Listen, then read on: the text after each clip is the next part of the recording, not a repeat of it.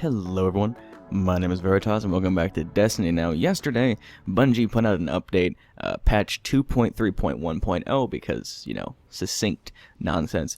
The one to pave the road to Rise of Iron. This is also the last active update on legacy consoles aside from emergency fixes for future game-breaking issues. Let me go ahead and read this little preview here.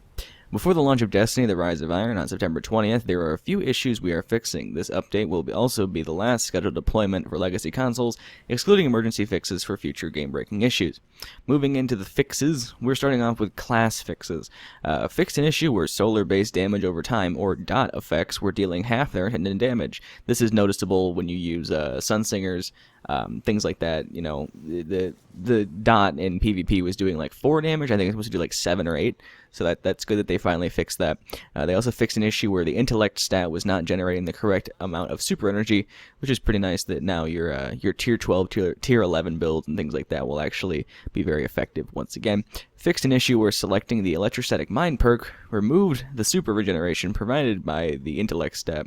So there was an issue on Stormcrawlers when you picked the electrostatic mind perk in your super subclass thing, it would negate your intellect stat, which is pretty much a big problem. Moving into armor for exotics, they fixed an issue that prevented the Apotheosis Veil helmet from being accessible in the exotic armor blueprint kiosk, so you couldn't retrieve that helmet apparently. I didn't know that was a bug, but I'm glad it's fixed now. And activities are the last few things we have fixed in this video and in this patch. Fixed an issue that could cause weekly activities ending early than the weekly reset, which means apparently weekly activities would end earlier than the weekly reset. Didn't know about that, but oh well. Fixed an issue that prevented legendary marks from being granted when finishing Paradox and Lost to Light missions when they are featured daily story missions.